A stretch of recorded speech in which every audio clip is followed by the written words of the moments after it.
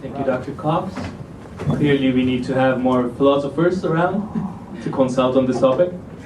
And Dr. Goodale, the floor is all for you. Yeah, thank you for saying that. Yeah, great. Well, it's really wonderful to be here, and I want to thank Dan and others for organizing this event. Very exciting, given the constraints of the weather.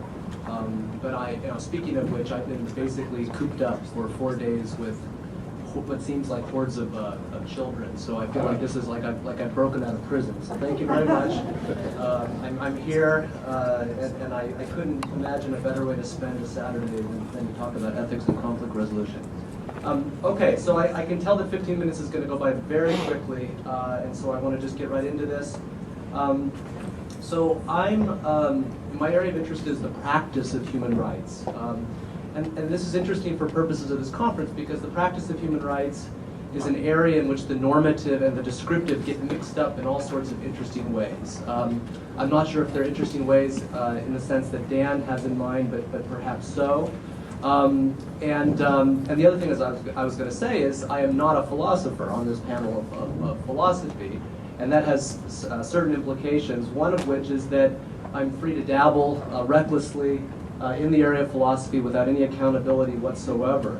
I'm also not going to draw a distinction between moral practice and ethics, in part because I have in mind, of course, that scene in Alexander Payne's movie Election, in which the pedantic high school teacher played by Matthew Broderick is drawing a distinction between morals and ethics. So I won't do that. Maybe we'll let so I'll be sort of going between ethics and moral practice and morality in ambiguous ways. Okay, so in this brief time, I'm going to describe a problem as I see it for our purposes. I'm going to make an argument of sorts and use an illustration from the practice of human rights to put some flesh on my argument, and then I'm going to offer a tentative application to the field of conflict analysis and resolution. Okay, so here's the problem. The problem is that the ethnography, the empirical study of human rights, has revealed a tremendous amount of diversity, unpredictability, and even what we might call normative heresy in the actual practices of human rights around the world. And what I mean by the ethnography of human rights is mostly anthropologists, but not exclusively, found themselves primarily in the post-Cold War, out in the world doing what they do, which is to study various kinds of social and other kinds of phenomena. And what they went out to do, and I'm speaking of myself in this case as well, is I went out to study conflict in this case in Latin America. And what I discovered was that human rights activism and human rights institutions had flooded the area of the world that I was interested in and had changed the landscape, as it were. And one of the things that this empirical study of human rights, again primarily in the post-Cold War, has revealed is that much of the practice of human rights, much of what is important about the human rights, takes place outside the boundaries of courts, outside the boundaries of institutions, in those small, perhaps dialogic interactions between people in different kinds of ways. And so part of what I'm going to be talking about in this presentation is a reflection on what it means that the practice of human rights, and therefore human rights more generally, is consequential outside the boundaries of the expected places. Okay, so there's this is a problem. This practice of human rights outside the boundaries of courts and institutions is a problem in two senses. One politically, and the other, again, philosophically. So politically, it's a problem because the fact that the practice of human rights is taking place outside of the expected locations creates problems for the whole host of governments, of activists, of policymakers whose entire work depends on a common set of understandings about what human rights are, how they'll be implemented, and most importantly, the effect they will have on vulnerable populations. Okay? So we have this kind of things falling apart landscape of human rights practices. So there's a political problem.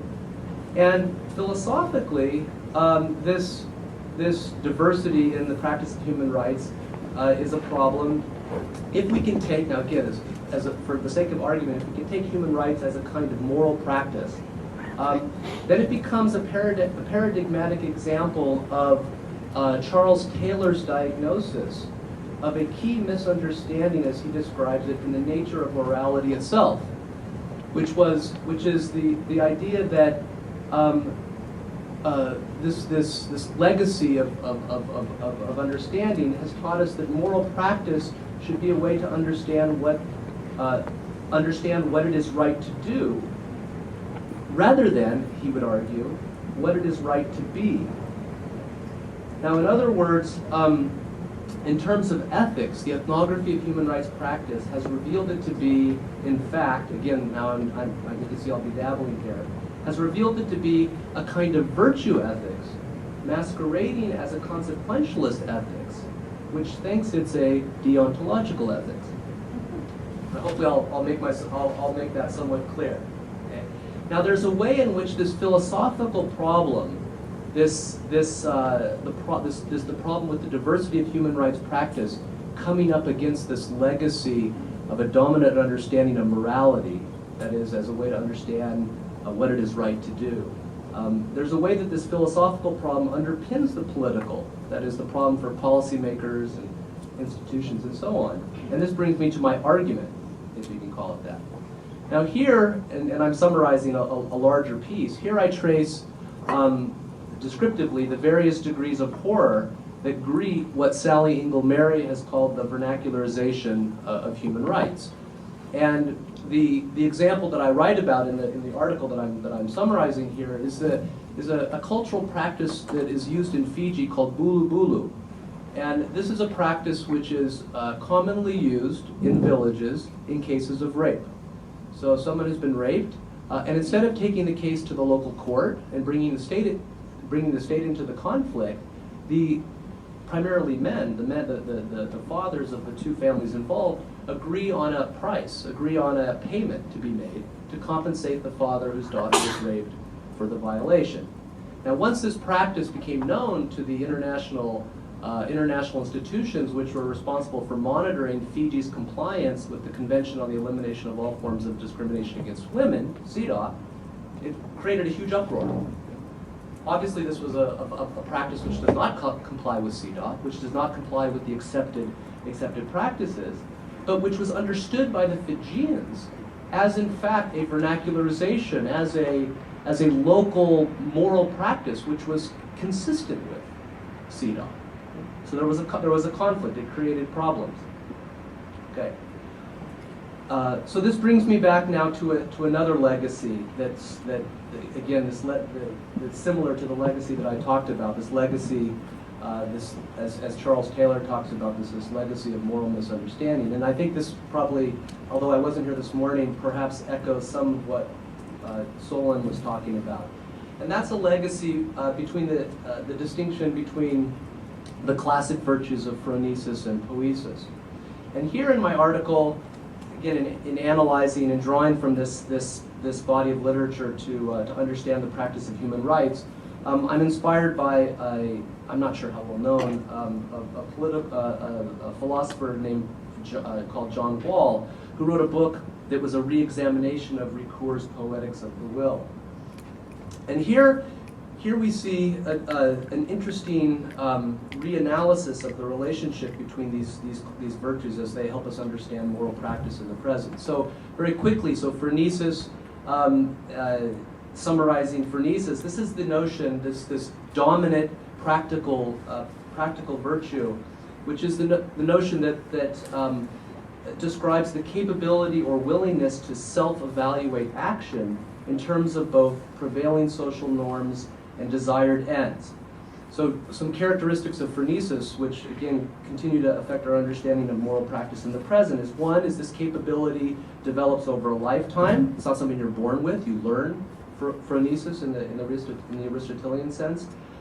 Two, this kind of virtue as it develops over a lifetime, it gives a person the ability to shape action to structure, and by structure I'm talking about normative structure, in increasingly more sophisticated ways. So the wise person in this phronetic sense is one who is best able to, in a more sophisticated way, shape action to structure.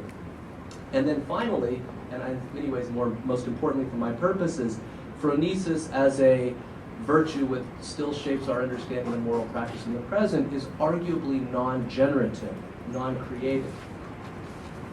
And this is contrasted with another virtue, a radically different kind of virtue, which influences my analysis, poiesis. Now, poiesis encompasses a much narrower range of human action, right? Now, of course, poiesis is the virtue, again, I don't know what Solon was talking about, which gives rise to our modern notion of poetics and creativity and the association of the isolated genius and the artist who's able to produce something de novo from nothing and so on. So this virtue encompasses, obviously, compared to phronesis, a much narrower range of action. Most importantly, for my purposes, is the virtue which describes generative human action, and also poiesis describes those forms of action which are unpredictable, potentially dangerous, and also potentially transformative. Okay, so let me take this kind of hodgepodge and return back to human rights practice. Now, when we think of the ethnography of human rights practice, what we see is a poetic, in fact, or generative practice. This is the empirical observation, in tension with a dominant structure that demands or expects the shaping of action to norms. In other words, we see a poetic practice in tension with a set of phronetic expectations as embedded in human rights norms and institutions. And if the practice of human rights is generative, it is generative in a very specific sense. This is going to now echo Charles Q.C. why I brought up Charles Taylor.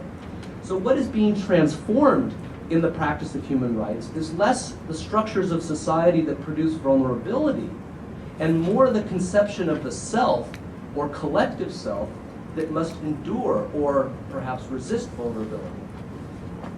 Now, in this context, we might recall Agnes Heller's observation that the starting point of the moral attitude is monological, and that the non-reciprocal character of the initial moral gesture needs to be emphatically underlined.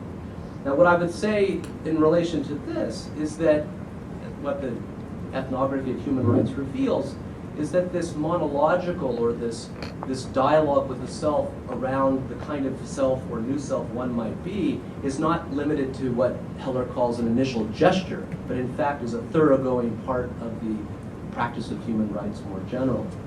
Okay, so let me illustrate this with an example drawn from the ethnography of human rights. And here I'm going to be referring to Shannon Speed's ethnography of the Zapatista rebellion in Chiapas, which she calls Rights in Rebellion. And what was really rebelling in this case was less the Zapatistas against the Mexican state, but their use of human rights by Zapatista leaders. To the great consternation, I might add, of mostly foreign human rights activists who descended, some of you maybe were participating in this in your life, who were descending on Mexico, perhaps with Che Guevara fantasies of discovering Che Guevara in the person of Comandante Marcos, right? Mask and so on.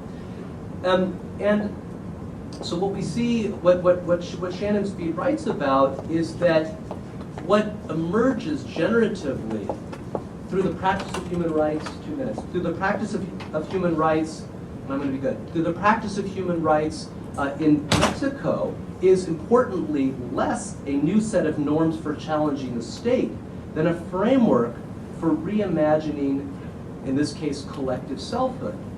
Now, as a historical matter, what was interesting in the case of the Zapatistas is that this human rights discourse does not arrive in a vacuum. In fact, what she writes about is the creative tensions between three competing discourses of collective selfhood. One, drawn from early 20th century revolutionary Mexican ideology. Two, a kind of neoliberal or first generation human rights discourse which emphasized individual autonomy. And then third, a third generation indigenous rights discourse which emphasized collective empowerment. And the creative resolution in the case of the Zapatistas was organic, in the sense of rooted in place.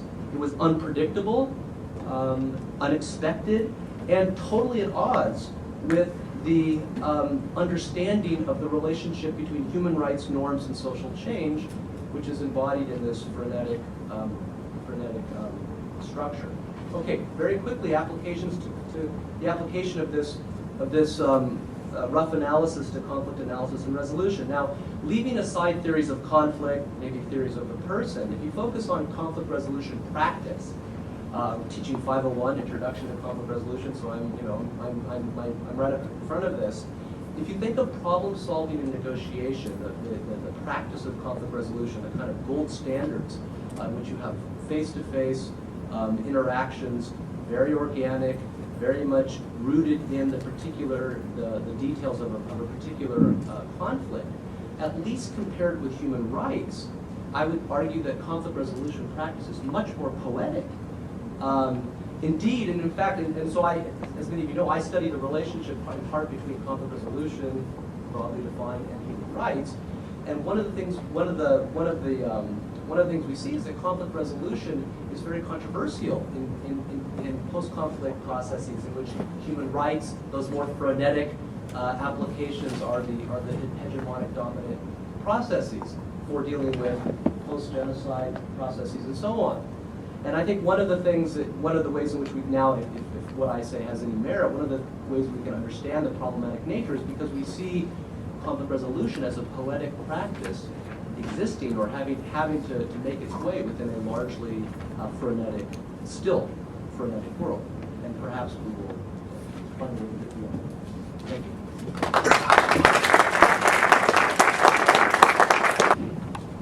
Thank you very much. And